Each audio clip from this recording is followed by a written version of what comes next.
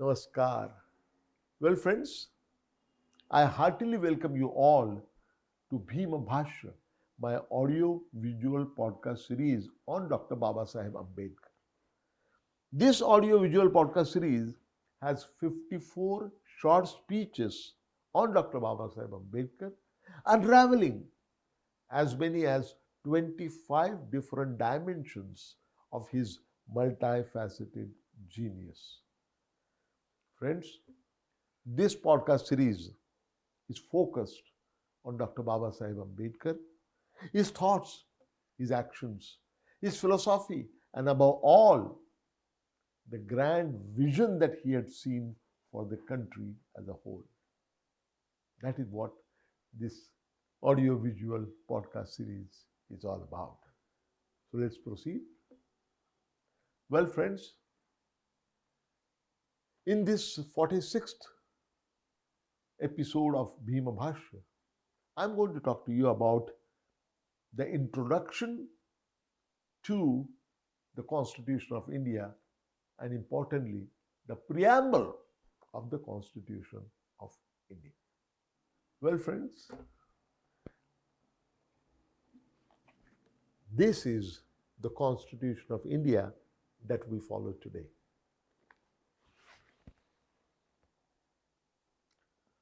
Do you know that the Indian Constitution is the longest written constitution in the world?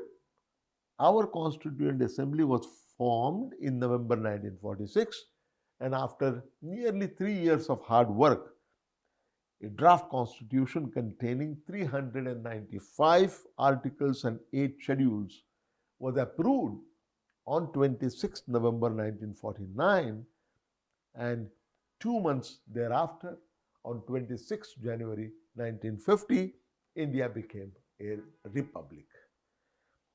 The Indian Constitution also happens to be amongst the most durable constitutions in the world. 3 American scholars, Elkins, Ginsberg, and Melter, they published a book in 2009 titled The Endurance of National Constitutions. They studied all the constitutions in the world made from the year 1789 till 2009. That is to say, all the constitutions that were made in 220 years. And do you know what they found? They found that the average lifespan of a constitution is only 17 years. Yes, hear me again. The average lifespan of a constitution is only 17 years. And here we have the Constitution of India, 74 years, and it is still going strong, binding and holding all the Indian citizens together. During the same period, do you know that Pakistan had 3 constitutions? In fact, there were long time periods when they had no constitution at all. Doesn't that speak for itself? Just look around India.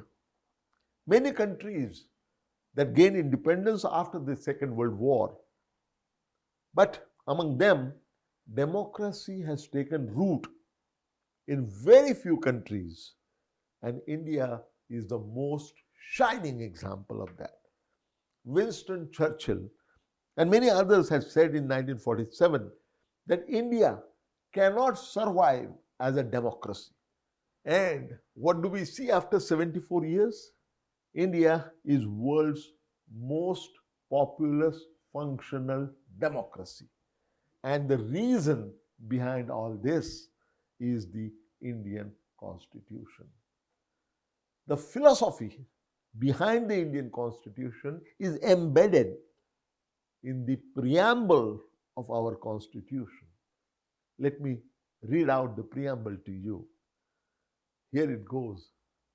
We, the people of India, having solemnly resolved to constitute India into a sovereign, socialist, secular, democratic republic, and to secure to all its citizens justice, social, economic, and political, liberty of thought, expression, belief, faith, and worship, and equality of status and of opportunity, and to promote among them all fraternity, assuring the dignity of the individual and the unity and integrity of the nation. In our Constituent Assembly, this 26th day of November 1949, do hereby adopt and enact and give to ourselves this Constitution. The preamble of Indian Constitution is the storehouse of core values and the underlying philosophy on the basis of which the constitution makers of modern India envisage to create the India of the future. The preamble reflects the hopes and aspirations of the citizens of India and serves as a beacon light for the lawmakers in times of the dilemmas by helping them to interpret the constitution in more liberal and democratic way. The constitutional values are reflected in the entire Constitution of India, but its preamble embodies the fundamental values and philosophy on which the Constitution is based. The preamble of the Constitution is a brief introductory statement that conveys the guiding principles of the document. The preamble to the Indian Constitution also does so. The values expressed in the preamble are expressed as the objectives of the Constitution. These are sovereignty, socialism, secularism, democracy, republican character of Indian state, justice, liberty, equality, fraternity, human dignity, and above all, the unity and the integrity of the nation. Initially, the Supreme Court in the Berubari case 1965 had held that the preamble is not a part of the Constitution because it is not a source of any power or authority. But, and this is an important but in the Keshavananda Bharati case of 1973, the Supreme Court held that the preamble is not only a part of the Constitution, but in fact a part of its basic structure. Though it may not be a source of power or authority, yet it is in the light of the preamble that the true genius of the Constitution emerges. It serves as an important guide to interpret the true spirit of the Constitution. The Supreme Court in the Keshavananda Bharati case has held that preamble is a part of the basic structure of the Constitution and it cannot be amended in such a manner that it destroys its basic features. In other words, the preamble may be amended, but not in a manner that would destroy the basic structure of the Constitution.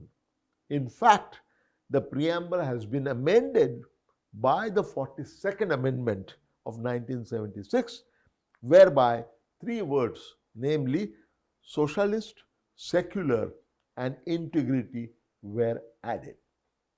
The preamble of Indian Constitution embodies the spirit of the Constitution, the determination of the Indian people to unite themselves into a common adventure of building up a new socialist, secular nation which will ensure the triumph of justice, liberty, equality, and fraternity. Well, friends, we all know now that India is a secular country. Our preamble declares India to be a sovereign, socialist, secular, democratic republic. Many people also know that the word secular was added to the constitution by amending it in the year 1976. But I'm sure what I'm going to say next is going to surprise you. On 17th October 1949, a series of interesting amendments were moved before the Constituent Assembly. Some members wanted the name of God to be included within the preamble. The first such amendment was moved by Sri H.V. Kamath. He proposed that the preamble should begin as "In the name of God, we the people of India," and so on. Members urged Sri Kamath not to put them up to the embarrassment of having to vote upon the God. It would be inconsistent with the promise of liberty of thought, expression, belief, faith, and worship. But Sri Kamath was adamant, and he moved the amendment nevertheless. A division vote was demanded, and in a rare instance, the proposal was voted upon by a show of hands, and members chose not to invoke God in the preamble, with 41 in favor and 68 against it. Immediately, a second amendment was sought. This time, Professor S.L. Saxena appealed that God as well as Mahatma Gandhi be invoked in the preamble. He gave instances of other constitutions, such as the Irish Constitution, where in the beginning of the preamble, God has been mentioned and homage has been paid to the martyrs who won their freedom. This proposal was also shot down. And yet again, a third attempt was made. This time it was Pandit Govind Malviya who moved an amendment for the inclusion of, and I quote, Parameshwar, the Supreme Being, the Lord of the universe, and Mahatma Gandhi.